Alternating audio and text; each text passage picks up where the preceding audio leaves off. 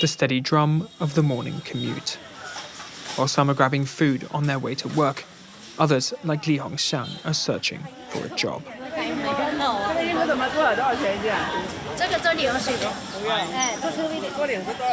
From across China, thousands flock here to Guangzhou.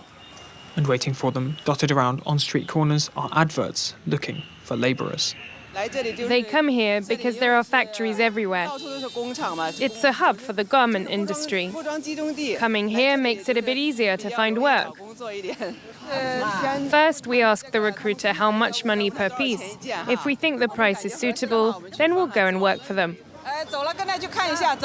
A quick negotiation and workers can start on the same morning.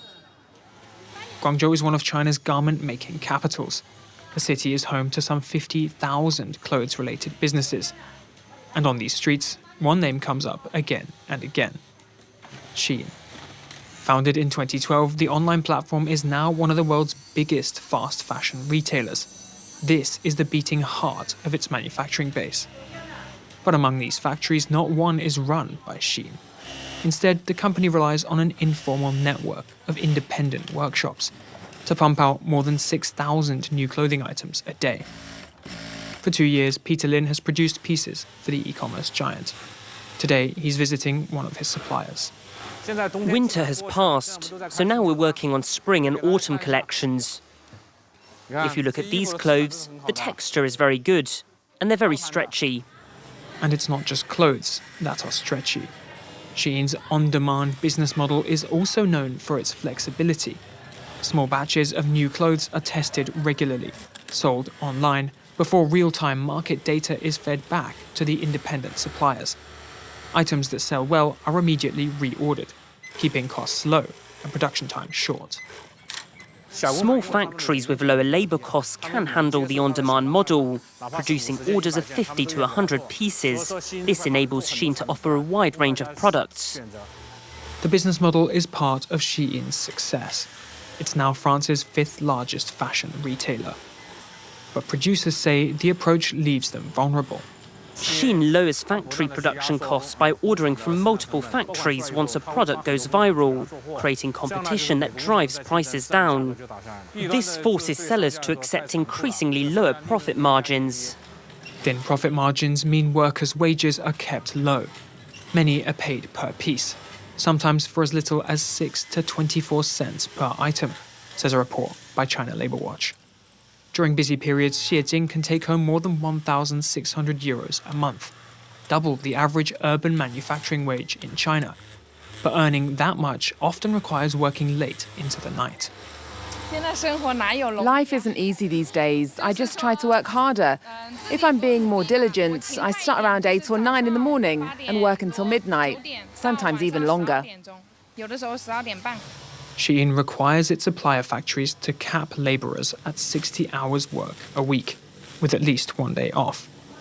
But the brand's decentralised model makes it hard to enforce regulations. Several factory employees told us they regularly exceed the limit, some working more than 75 hours a week, in contravention of Chinese labour law. And once the manufacturing process is complete, it's packages like this one that are picked up by a fleet of delivery drivers ready to be shipped across the world, from the factory to your doorstep in just a few days. Shein dresses, hats, trousers and t-shirts for as little as €4. But NGOs warn that Shein's cheap clothes also come with an environmental cost. Brands like Shein often have certain hallmarks. Like, firstly, you can already see the fabric is quite thin and of low quality. It's not made to wear a long time. It's not made to last. For the last few years, Nisa Cornish has worked for Redress, a Hong Kong sustainable fashion NGO. In 2025, Shein was listed as one of the industry's biggest polluters. At fault, not just the factories, but also international consumers. The problem with ultra-fast fashion, environmentally speaking, is that the volume with which it's being sold and the low quality that's being produced is driving an ever-increasing sense of disposability with fashion. Responsibility is shared, though, of course, because while Shein and brands like it are producing and meeting these demands, we as consumers in the West are driving the demand. In a statement released to France 24, Shein defended its environmental impact, crediting the organization's business model with limiting waste.